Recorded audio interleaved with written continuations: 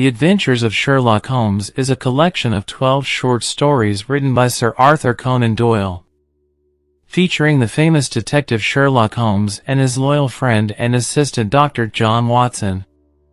The book was first published in 1892 and has since become one of the most popular and enduring works of detective fiction. Each of the stories in the collection follows a similar format, with Holmes and Watson encountering a new mystery to solve. The stories are set in Victorian London, and the vivid descriptions of the city and its inhabitants help to bring the era to life. The book includes some of the most famous Sherlock Holmes stories, such as A Scandal in Bohemia, The Red-Headed League, and The Adventure of the Speckled Band. In A Scandal in Bohemia, Holmes is hired by the King of Bohemia to retrieve a compromising photograph from a former lover, while The Red-Headed League involves a bizarre scheme to distract a red-headed pawnbroker. The Adventure of the Speckled Band features a wealthy young woman who fears for her life after the mysterious death of her sister. Doyle's writing style is clear and concise, and his attention to detail helps to create a sense of realism that draws the reader into the stories. He also uses Holmes' deductive reasoning to great effect, allowing the reader to follow along with the detective's thought processes as he solves each mystery. The character of Sherlock Holmes himself is one of the most enduring in all of literature. His remarkable intellect, keen observation skills, and dry wit have made him a beloved figure for generations of readers. Dr. Watson, meanwhile, serves as the perfect foil for Holmes, providing a more human perspective on the detective's exploits. Overall, The Adventures of Sherlock Holmes is a classic work of detective fiction that continues to captivate readers more than a century after it was first published. Part 1. A Scandal in Bohemia.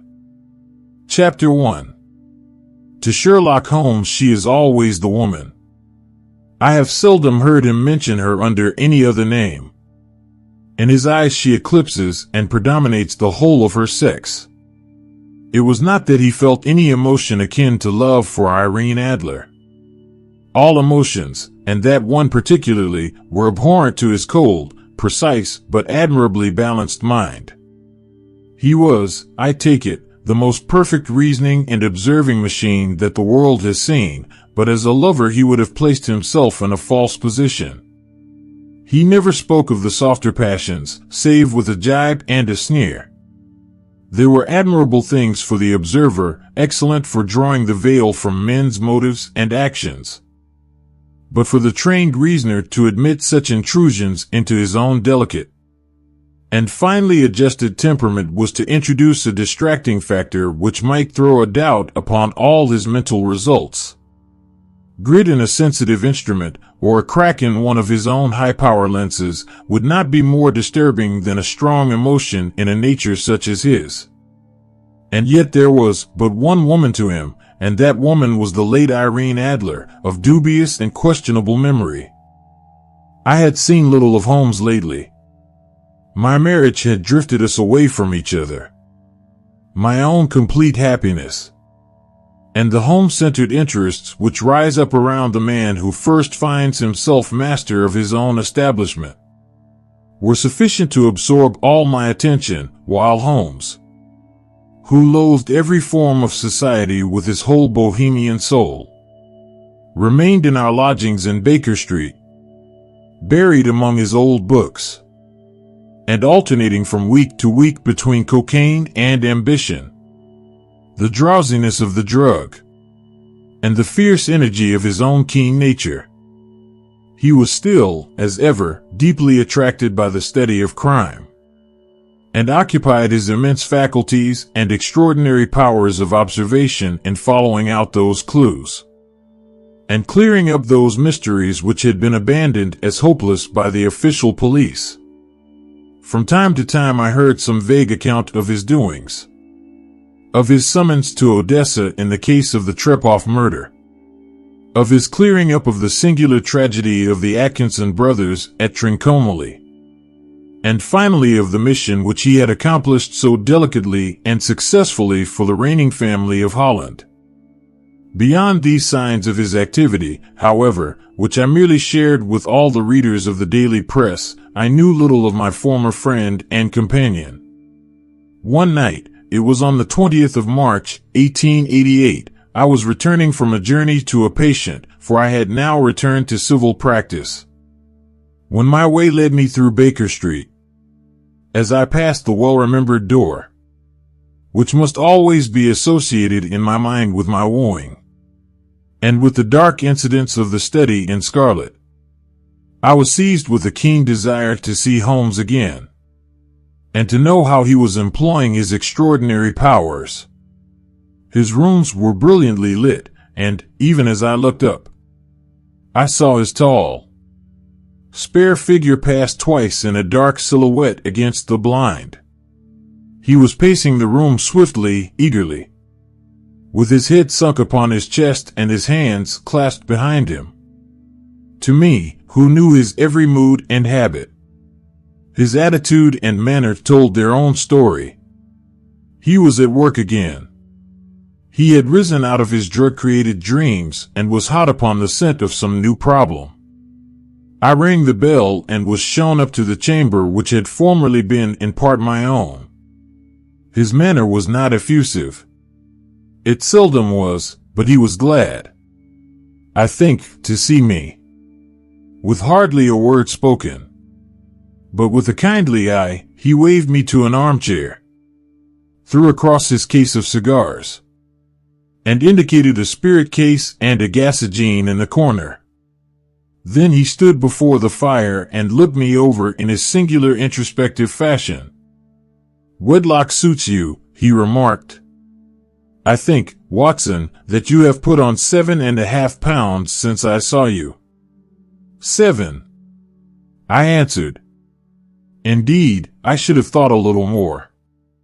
"Just a trifle more, I fancy, Watson. And in practice again, I observe. You did not tell me that you intended to go into harness. Then, how do you know?" "I see it, I deduce it." "How do I know that you have been getting yourself very wet lately, and that you have a most clumsy and careless servant girl?" "My dear Holmes," said I, "this is too much. You would certainly have been burned, had you lived a few centuries ago. It is true that I had a country walk on Thursday and came home in a dreadful mess, but as I have changed my clothes, I can't imagine how you deduce it.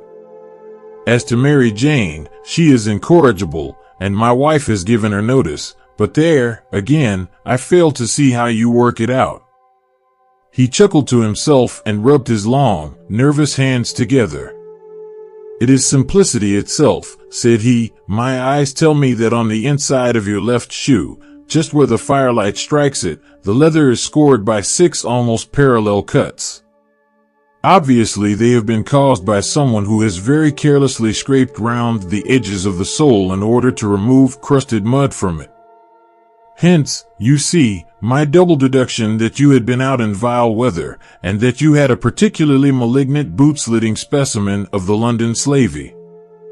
As to your practice, if a gentleman walks into my room smelling of iodoform, with a black mark of nitrate of silver upon his right forefinger, and a bulge on the right side of his top hat to show where he has secreted his stethoscope, I must be dull, indeed, if I do not pronounce him to be an active member of the medical profession."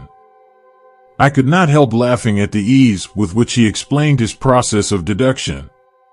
"When I hear you give your reasons," I remarked, "the thing always appears to me to be so ridiculously simple that I could easily do it myself, though at each successive instance of your reasoning I am baffled until you explain your process. And yet I believe that my eyes are as good as yours." "Quite so," he answered, lighting a cigarette and throwing himself down into an armchair. "You see, but you do not observe. The distinction is clear. For example, you have frequently seen the steps which lead up from the hall to this room." "Frequently." "How often?" "Well, some hundreds of times." Then how many are there? How many? I don't know. Quite so. You have not observed. And yet you have seen. That is just my point.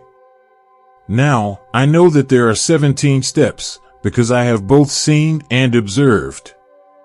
By the way, since you are interested in these little problems, and since you are good enough to chronicle one or two of my trifling experiences, you may be interested in this. He threw over a sheet of thick, pink-tinted notepaper which had been lying open upon the table. It came by the last post, said he. Read it aloud. The note was undated, and without either signature or address. There will call upon you tonight, at 7:45, it said, a gentleman who desires to consult you upon a matter of the very deepest moment. Your recent services to one of the royal houses of Europe have shown that you are one who may safely be trusted with matters which are of an importance which can hardly be exaggerated. This account of you we have from all quarters received. Be in your chamber then at that hour, and do not take it amiss if your visitor wear a mask. This is indeed a mystery, I remarked. What do you imagine that it means? I have no data yet. It is a capital mistake to theorize before one has data.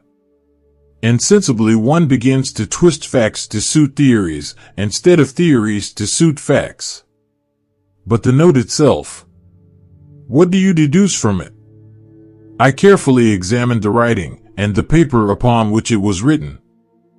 The man who wrote it was presumably well-to-do, I remarked, endeavoring to imitate my companion's processes. Such paper could not be bought under half a crown a packet. It is peculiarly strong and stiff. Peculiar, that is the very word, said Holmes. It is not an English paper at all. Hold it up to the light. I did so, and saw a large E with a small g, a P, and a large G with a small t woven into the texture of the paper. What do you make of that? Asked Holmes. The name of the maker, no doubt, or his monogram, rather. Not at all. The G with the small t stands for Gesellschaft, which is the German for company. It is a customary contraction like our co. P, of course, stands for papier. Now for the for example. Let us glance at our Continental Gazetteer. He took down a heavy brown volume from his shelves. Iglo, Eglinitz, here we are, Igria. It is in a German-speaking country, in Bohemia, not far from Carlsbad. Remarkable as being the scene of the death of Wallenstein, and for its numerous glass factories and paper mills. Ha, ha, my boy, what do you make of that? His eyes sparkled, and he sent up a great blue triumphant cloud from his cigarette. The paper was made in Bohemia, I said. Precisely. And the man who wrote the note is a German. Do you note the peculiar construction of the sentence, this account of you we have from all quarters received? A Frenchman or Russian could not have written that. It is the German who is so uncourteous to his verbs. It only remains, therefore, to discover what is wanted by this German who writes upon Bohemian paper and prefers wearing a mask to showing his face. And here he comes, if I am not mistaken, to resolve all our doubts. As he spoke there was the sharp sound of horses' hoofs and grating wheels against the curb, followed by a sharp pull at the bell. Holmes whistled. A pair, by the sound, said he. Yes, he continued, glancing out of the window. A nice little brougham and a pair of beauties. 150 guineas apiece. There's money in this case, Watson, if there is nothing else. I think that I had better go, Holmes. Not a bit, Doctor. Stay where you are. I am lost without my Boswell. And this promises to be interesting. It would be a pity to miss it. But your client. Never mind him. I may want your help, and so may ye. Here he comes.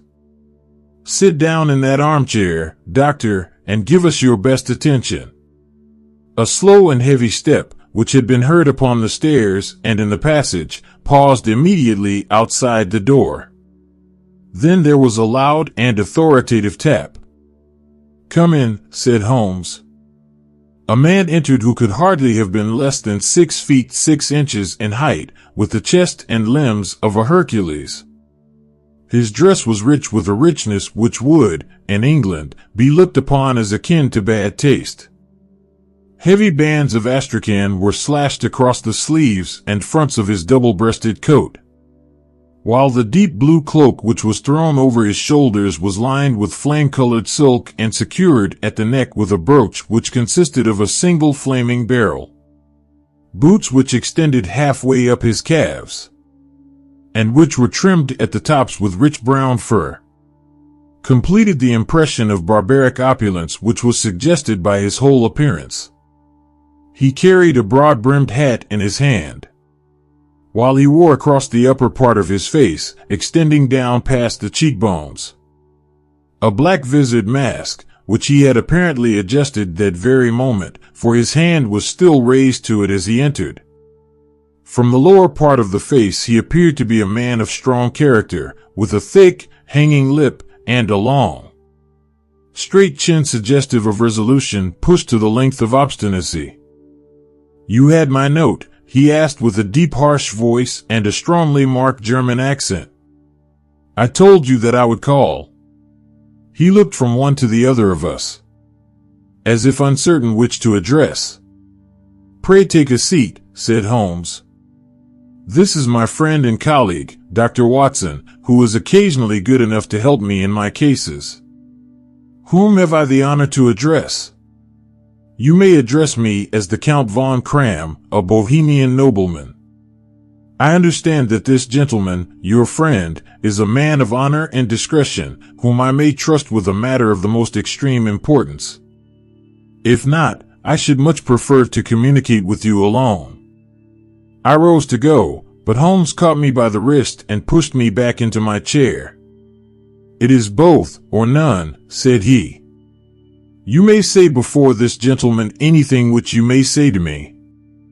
The Count shrugged his broad shoulders. "Then I must begin," said he, "by binding you both to absolute secrecy for 2 years. At the end of that time the matter will be of no importance. At present it is not too much to say that it is of such weight it may have an influence upon European history." "I promise," said Holmes. "And I." "You will excuse this mask," continued our strange visitor. "The august person who employs me wishes his agent to be unknown to you, and I may confess at once that the title by which I have just called myself is not exactly my own." "I was aware of it," said Holmes dryly. "The circumstances are of great delicacy, and every precaution has to be taken to quench what might grow to be an immense scandal and seriously compromise one of the reigning families of Europe. To speak plainly, the matter implicates the great house of Ormstein, hereditary kings of Bohemia." "I was also aware of that," murmured Holmes, settling himself down in his armchair and closing his eyes.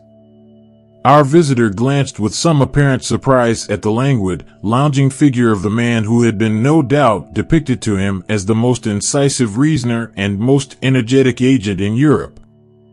Holmes slowly reopened his eyes and looked impatiently at his gigantic client. "If your Majesty would condescend to state your case," he remarked, "I should be better able to advise you." The man sprang from his chair and paced up and down the room in uncontrollable agitation. Then, with a gesture of desperation, he tore the mask from his face and hurled it upon the ground. "You are right," he cried. "I am the king.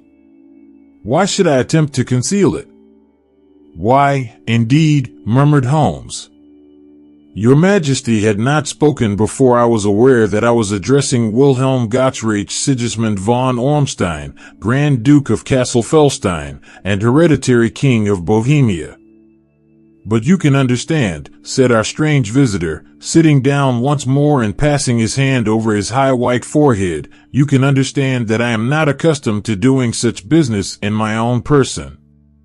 Yet the matter was so delicate that I could not confide it to an agent without putting myself in his power. I have come incognito from Prague for the purpose of consulting you. Then, pray consult, said Holmes, shutting his eyes once more. The facts are briefly these. Some 5 years ago, during a lengthy visit to Warsaw, I made the acquaintance of the well-known adventuress, Irene Adler. The name is no doubt familiar to you. Kindly look her up in my index, Doctor, murmured Holmes without opening his eyes. For many years he had adopted a system of docketing all paragraphs concerning men and things, so that it was difficult to name a subject or a person on which he could not at once furnish information. In this case I found her biography sandwiched in between that of a Hebrew rabbi and that of a staff commander who had written a monograph upon the deep-sea fishes. Let me see, said Holmes. Born in New Jersey in the year 1858. Contralto, La Scala, Prima donna Imperial Opera of Warsaw, yes. Retired from operatic stage, Living in London, quite so. Your Majesty, as I understand, became entangled with this young person, wrote her some compromising letters, and is now desirous of getting those letters back. Precisely so. But how? Was there a secret marriage? None. No legal papers or certificates? None. Then I fail to follow your Majesty. If this young person should produce her letters for blackmailing or other purposes, how is she to prove their authenticity? There is the writing. Pooh. Forgery. My private notepaper. Stolen. My own seal. Imitated. My photograph. Bought. We were both in the photograph. Oh, dear. That is very bad. Your Majesty has indeed committed an indiscretion. I was mad, insane. You have compromised yourself seriously. I was only Crown Prince then. I was young. I am but 30 now. It must be recovered.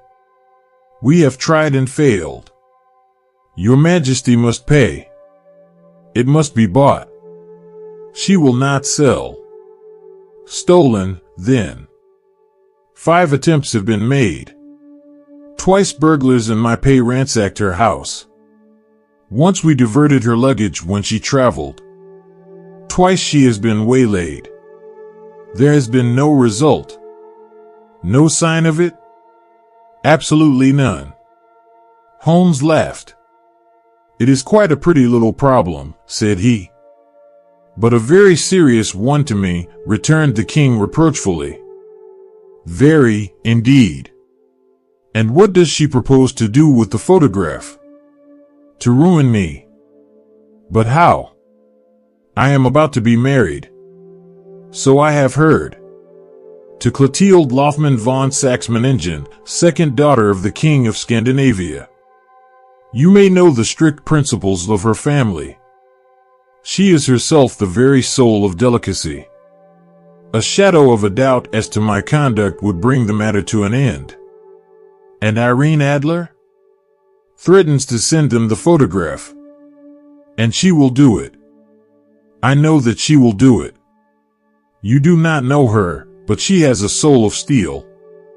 She has the face of the most beautiful of women, and the mind of the most resolute of men. Rather than I should marry another woman, there are no lengths to which she would not go, none. You are sure that she has not sent it yet? I am sure. And why? Because she has said that she would send it on the day when the betrothal was publicly proclaimed. That will be next Monday. Oh, then we have 3 days yet, said Holmes with a yawn. That is very fortunate, as I have one or two matters of importance to look into just at present. Your Majesty will, of course, stay in London for the present? Certainly. You will find me at the Langham under the name of the Count von Cram. Then I shall drop you a line to let you know how we progress. Pray do so. I shall be all anxiety. Then, as to money? You have carte blanche. Absolutely? I tell you that I would give one of the provinces of my kingdom to have that photograph. And for present expenses? The king took a heavy chamois leather bag from under his cloak and laid it on the table. There are £300 in gold and 700 in notes, he said. Holmes scribbled a receipt upon a sheet of his notebook and handed it to him. And Mademoiselle's address, he asked. Is Briony Lodge, Serpentine Avenue, St. John's Wood. Holmes took a note of it. One other question, said he. Was the photograph a cabinet? It was. Then, good night, Your Majesty, and I trust that we shall soon have some good news for you. And good night, Watson, he added, as the wheels of the royal brougham rolled down the street. If you will be good enough to call tomorrow afternoon at 3 o'clock, I should like to chat this little matter over with you. Chapter 2. At 3 o'clock precisely, I was at Baker Street, but Holmes had not yet returned. The landlady informed me that he had left the house shortly after 8 o'clock in the morning. I sat down beside the fire, however, with the intention of awaiting him, however long he might be.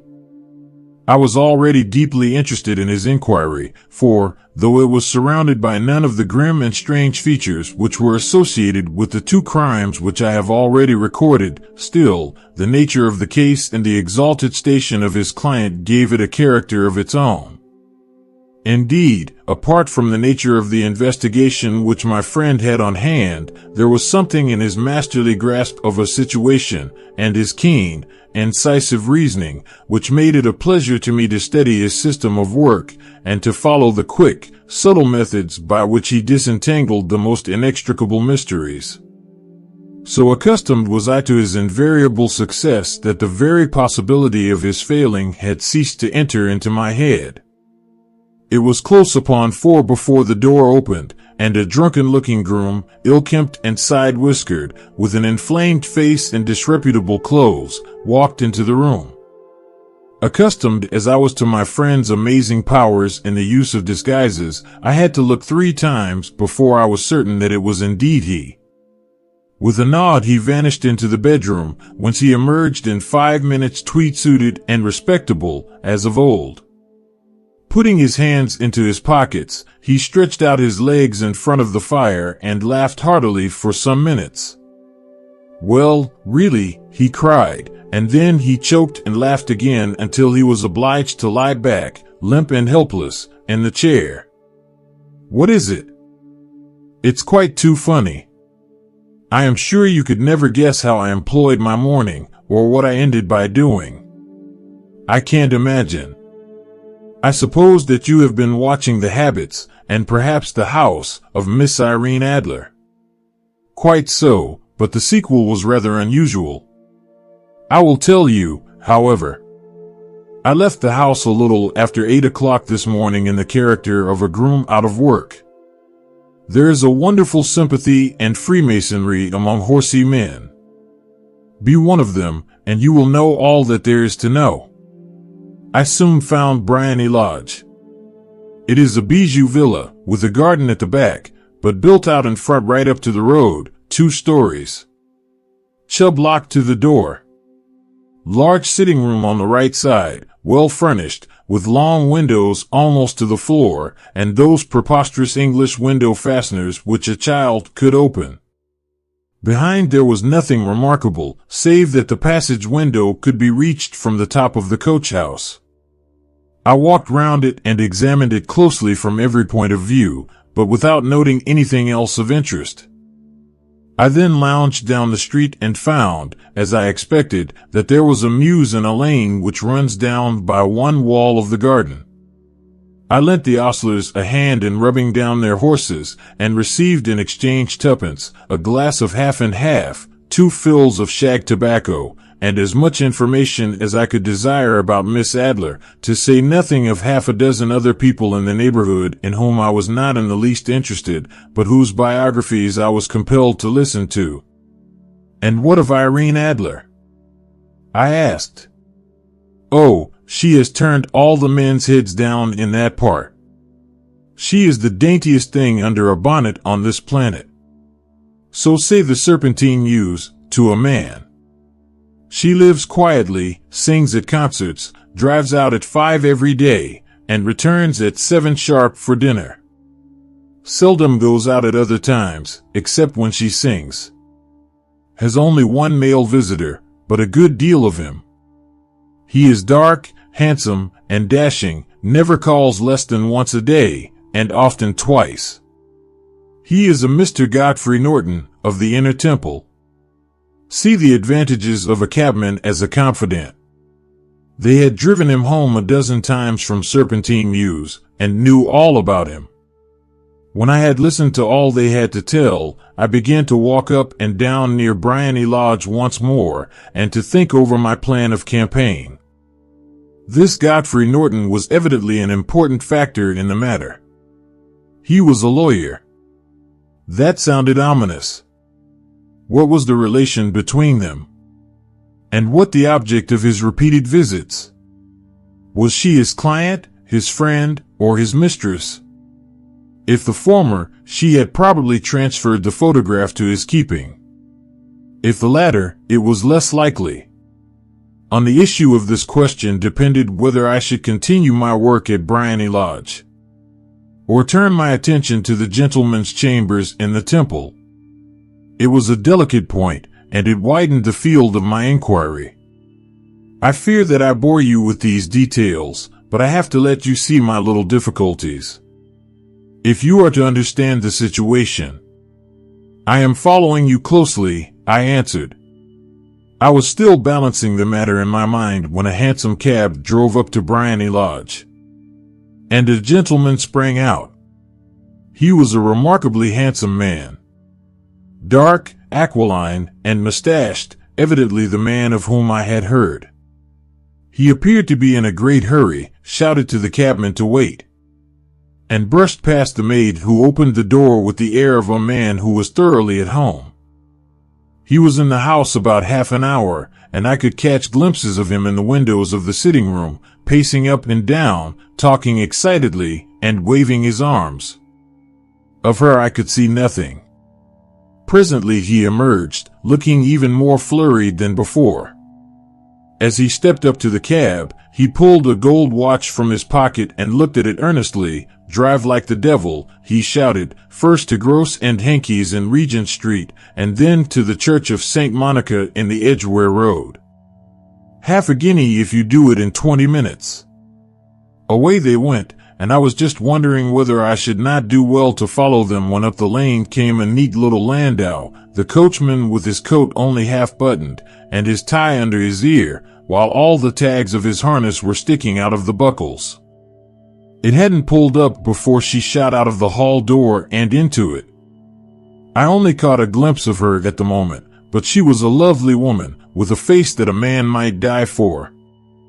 "The Church of St. Monica, John," she cried, "and half a sovereign if you reach it in 20 minutes. This was quite too good to lose, Watson. I was just balancing whether I should run for it, or whether I should perch behind her landau when a cab came through the street. The driver looked twice at such a shabby fare, but I jumped in before he could object. "The Church of St. Monica," said I, "and half a sovereign if you reach it in 20 minutes. It was 25 minutes to 12, and of course it was clear enough what was in the wind. My cabbie drove fast. I don't think I ever drove faster, but the others were there before us. The cab and the landau with their steaming horses were in front of the door when I arrived. I paid the man and hurried into the church. There was not a soul there save the two whom I had followed and a surpliced clergyman who seemed to be expostulating with them. They were all three standing in a knot in front of the altar. I lounged up the side aisle like any other idler who has dropped into a church. Suddenly, to my surprise, the three at the altar faced round to me, and Godfrey Norton came running as hard as he could towards me. "Thank God," he cried. "You'll do. Come. Come." "What then?" I asked. "Come, man, come, only 3 minutes, or it won't be legal." I was half dragged up to the altar, and before I knew where I was I found myself mumbling responses which were whispered in my ear, and vouching for things of which I knew nothing, and generally assisting in the secure tying up of Irene Adler, spinster, to Godfrey Norton, bachelor. It was all done in an instant, and there was the gentleman thanking me on the one side and the lady on the other, while the clergyman beamed on me in front. It was the most preposterous position in which I ever found myself in my life. And it was the thought of it that started me laughing just now. It seems that there had been some informality about their license. That the clergyman absolutely refused to marry them without a witness of some sort. And that my lucky appearance saved the bridegroom from having to sally out into the streets in search of a best man. The bride gave me a sovereign, and I mean to wear it on my watch chain in memory of the occasion.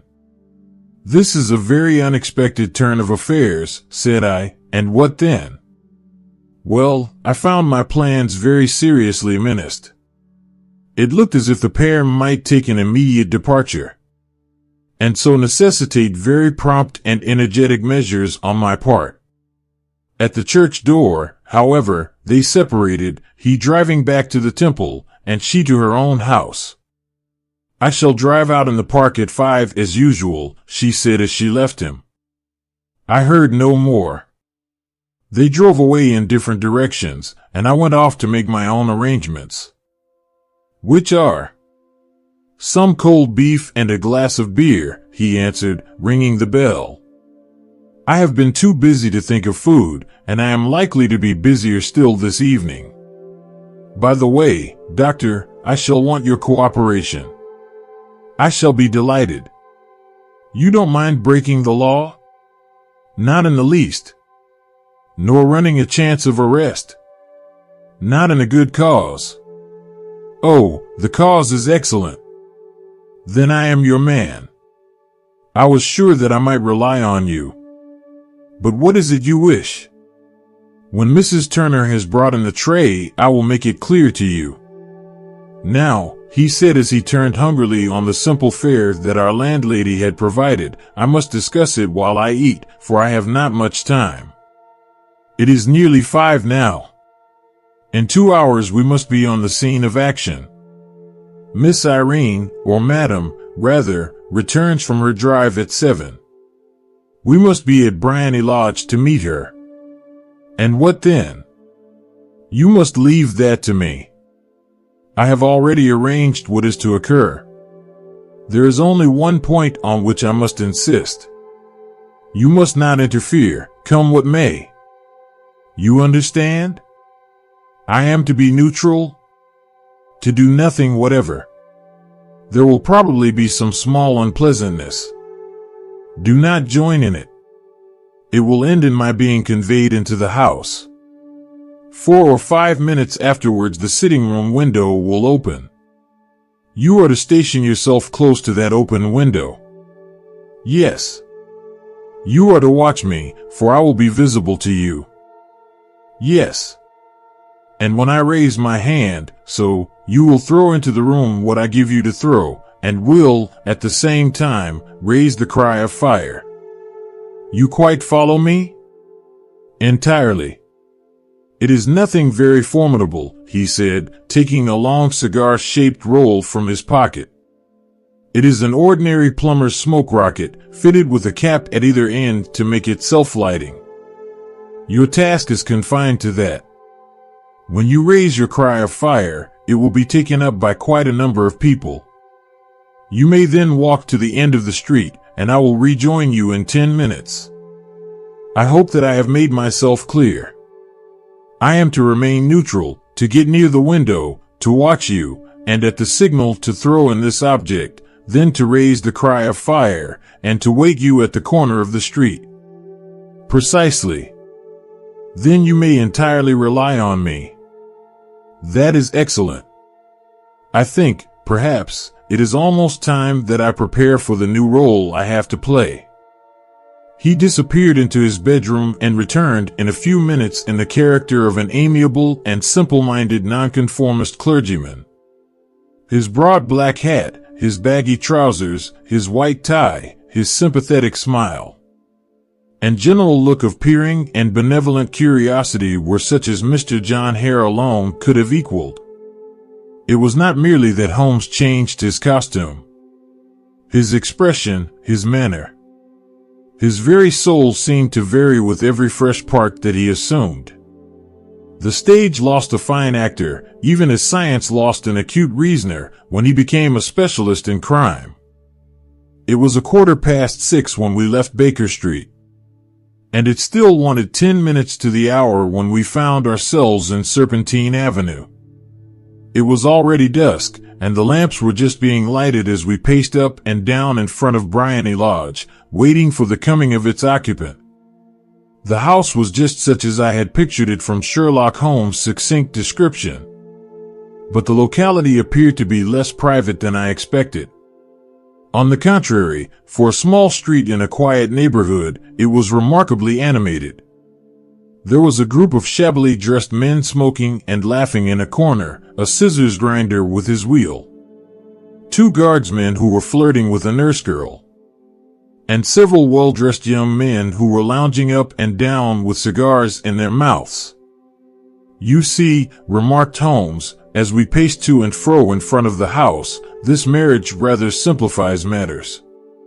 The photograph becomes a double-edged weapon now. The chances are that she would be as averse to its being seen by Mr. Godfrey Norton as our client is to its coming to the eyes of his princess. Now the question is, where are we to find the photograph? Where, indeed? It is most unlikely that she carries it about with her. It is cabinet size, too large for easy concealment about a woman's dress. She knows that the king is capable of having her waylaid and searched. 2 attempts of the sort have already been made. We may take it, then, that she does not carry it about with her. Where, then? Her banker or her lawyer? There is that double possibility. But I am inclined to think neither. Women are naturally secretive, and they like to do their own secreting. Why should she hand it over to anyone else? She could trust her own guardianship, but she could not tell what indirect or political influence might be brought to bear upon a businessman. Besides, remember that she had resolved to use it within a few days. It must be where she can lay her hands upon it. It must be in her own house. But it has twice been burgled. Pshaw! They did not know how to look. But how will you look? I will not look. What then? I will get her to show me. But she will refuse. She will not be able to. But I hear the rumble of wheels. It is her carriage. Now carry out my orders to the letter. As he spoke, the gleam of the sidelights of a carriage came round the curve of the avenue. It was a smart little landau which rattled up to the door of Briony Lodge. As it pulled up, one of the loafing men at the corner dashed forward to open the door in the hope of earning a copper, but was elbowed away by another loafer, who had rushed up with the same intention. A fierce quarrel broke out, which was increased by the 2 guardsmen, who took sides with one of the loungers, and by the scissors grinder, who was equally hot upon the other side. A blow was struck, and in an instant the lady, who had stepped from her carriage, was the center of a little knot of flushed and struggling men, who struck savagely at each other with their fists and sticks. Holmes dashed into the crowd to protect the lady, but just as he reached her he gave a cry and dropped to the ground, with the blood running freely down his face. At his fall, the guardsmen took to their heels in one direction and the loungers in the other, while a number of better-dressed people, who had watched the scuffle without taking part in it, crowded in to help the lady and to attend to the injured man. Irene Adler, as I will still call her, had hurried up the steps, but she stood at the top with her superb figure outlined against the lights of the hall, looking back into the street. "Is the poor gentleman much hurt?" she asked. "He is dead," cried several voices. No, there's life in him," shouted another. "But he'll be gone before you can get him to hospital." "He's a brave fellow," said a woman. "They would have had the lady's purse and watch if it hadn't been for him. They were a gang, and a rough one, too. Ah, he's breathing now. He can't lie in the street. May we bring him in, marm?" "Surely. Bring him into the sitting room. There is a comfortable sofa. This way, please." Slowly and solemnly he was borne into Briony Lodge and laid out in the principal room, while I still observed the proceedings from my post by the window. The lamps had been lit, but the blinds had not been drawn, so that I could see Holmes as he lay upon the couch.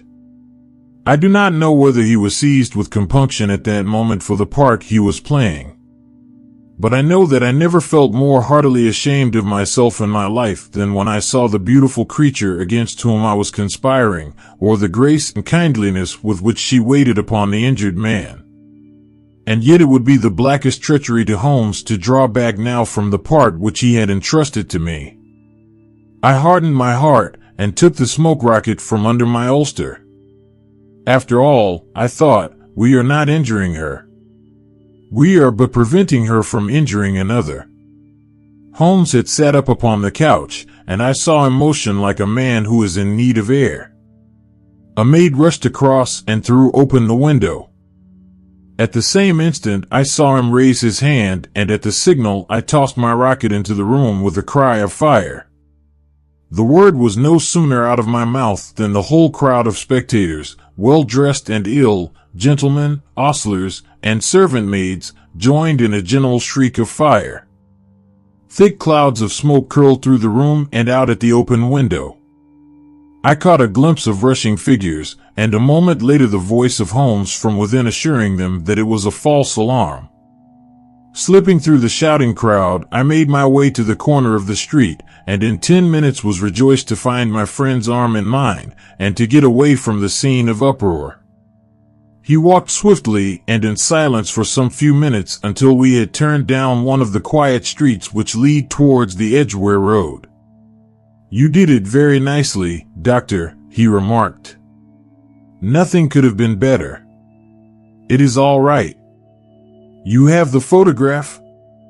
"I know where it is." "And how did you find out?" "She showed me, as I told you she would. I am still in the dark." "I do not wish to make a mystery," said he, laughing. "The matter was perfectly simple. You, of course, saw that everyone in the street was an accomplice. They were all engaged for the evening. I guessed as much. Then, when the row broke out, I had a little moist red paint in the palm of my hand. I rushed forward, fell down, clapped my hand to my face, and became a piteous spectacle. It is an old trick. That also I could fathom. Then they carried me in. She was bound to have me in. What else could she do? And into her sitting room, which was the very room which I suspected. It lay between that and her bedroom, and I was determined to see which. They laid me on a couch, I motioned for air, they were compelled to open the window, and you had your chance. How did that help you? It was all important. When a woman thinks that her house is on fire, her instinct is at once to rush to the thing which she values most. It is a perfectly overpowering impulse, and I have more than once taken advantage of it. In the case of the Darlington substitution scandal, it was of use to me. And also in the Arnsworth Castle business. A married woman grabs at her baby, an unmarried one reaches for her jewel box. Now it was clear to me that Our Lady of today had nothing in the house more precious to her than what we are in quest of. She would rush to secure it. The alarm of fire was admirably done. The smoke and shouting were enough to shake nerves of steel. She responded beautifully. The photograph is in a recess behind a sliding panel just above the right bell pull. She was there in an instant, and I caught a glimpse of it as she half drew it out. When I cried out that it was a false alarm, she replaced it, glanced at the rocket, rushed from the room, and I have not seen her since. I rose, and, making my excuses, escaped from the house. I hesitated whether to attempt to secure the photograph at once, but the coachman had come in, and as he was watching me narrowly, it seemed safer to wait. A little over-precipitance may ruin all. And now? I asked. Our quest is practically finished. I shall call with the king tomorrow, and with you, if you care to come with us. We will be shown into the sitting room to wait for the lady, but it is probable that when she comes she may find neither us nor the photograph. It might be a satisfaction to His Majesty to regain it with his own hands. And when will you call? At 8 in the morning. She will not be up, so that we shall have a clear field. Besides, we must be prompt, for this marriage may mean a complete change in her life and habits. I must wire to the king without delay. We had reached Baker Street and had stopped at the door. He was searching his pockets for the key when someone passing said, "Good night, Mr. Sherlock Holmes." There were several people on the pavement at the time, but the greeting appeared to come from a slim youth in an ulster who had hurried by. "I've heard that voice before," said Holmes, staring down the dimly lit street. "Now, I wonder who the deuce that could have been." Chapter 3. I slept at Baker Street that night, and we were engaged upon our toast and coffee in the morning when the King of Bohemia rushed into the room. "You have really got it," he cried, grasping Sherlock Holmes by the shoulder and looking eagerly into his face. "Not yet. But you have hopes?" "I have hopes." "Then, come. I am all impatience to be gone. We must have a cab." "No, my brougham is waiting." "Then that will simplify matters." We descended and started off once more for Briony Lodge. "Irene Adler is married," remarked Holmes. "Married? When?" "Yesterday." "But to whom?" "To an English lawyer named Norton."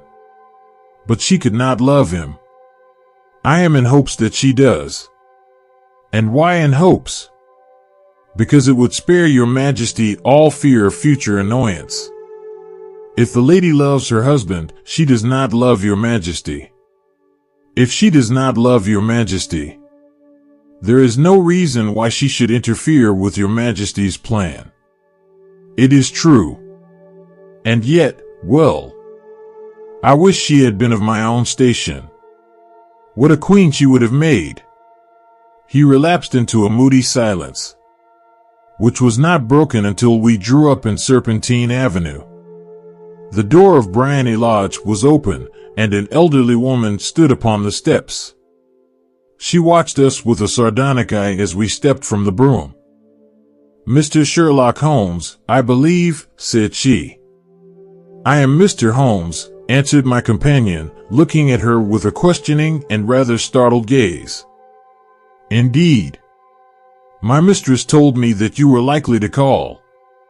She left this morning with her husband by the 5:15 train from Charing Cross for the Continent." "What?" Sherlock Holmes staggered back, white with chagrin and surprise. "Do you mean that she has left England?" "Never to return." "And the papers?" asked the king hoarsely. "All is lost." "We shall see."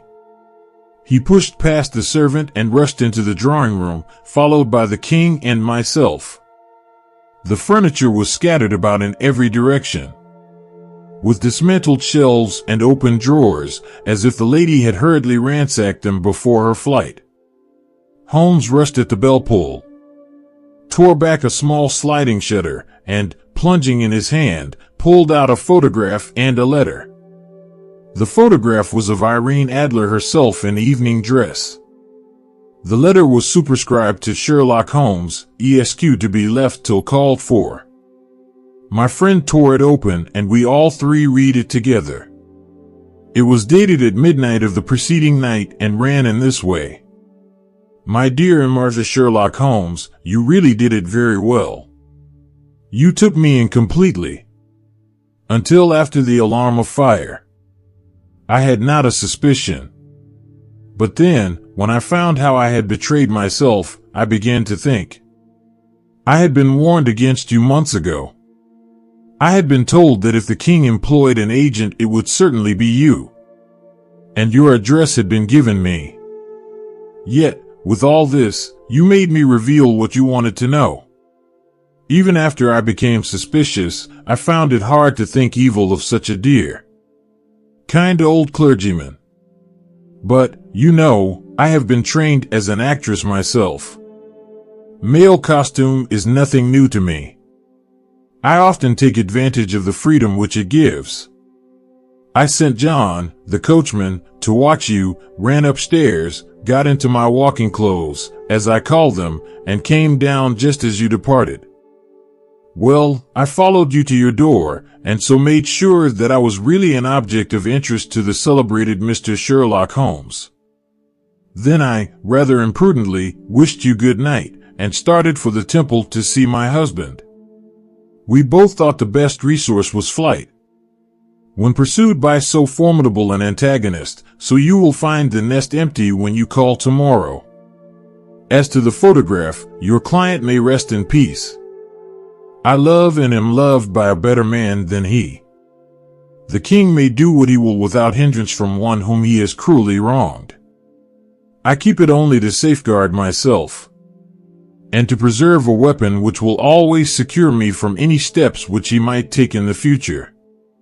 I leave a photograph which he might care to possess, and I remain, dear Mr. Sherlock Holmes, very truly yours, Irene Norton, née Adler. What a woman, oh, what a woman, cried the King of Bohemia, when we had all three read this epistle. Did I not tell you how quick and resolute she was? Would she not have made an admirable queen? Is it not a pity that she was not on my level? From what I have seen of the lady, she seems indeed to be on a very different level to your majesty, said Holmes coldly. I am sorry that I have not been able to bring your majesty's business to a more successful conclusion. On the contrary, my dear sir, cried the king, nothing could be more successful. I know that her word is inviolate. The photograph is now as safe as if it were in the fire. I am glad to hear your majesty say so. I am immensely indebted to you. Pray tell me in what way I can reward you. This ring, he slipped an emerald snake ring from his finger and held it out upon the palm of his hand. Your majesty has something which I should value even more highly, said Holmes. You have but to name it. This photograph. The king stared at him in amazement. Irene's photograph, he cried. Certainly, if you wish it. I thank your majesty. Then there is no more to be done in the matter. I have the honor to wish you a very good morning.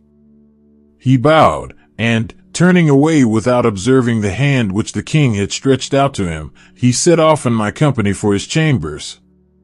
And that was how a great scandal threatened to affect the kingdom of Bohemia, and how the best plans of Mr. Sherlock Holmes were beaten by a woman's wit. He used to make merry over the cleverness of women, but I have not heard him do it of late. And when he speaks of Irene Adler, or when he refers to her photograph, it is always under the honorable title of the woman. the end of the first part of the book. Wait for the remaining parts of the Adventures of Sherlock Holmes. Don't forget to subscribe to the channel if you like the content. You encourage us to continue to revive this precious treasure. Also, clicking on the like button helps the channel to reach the largest number of people who love books. And thank you from the bottom of my heart. Love and peace.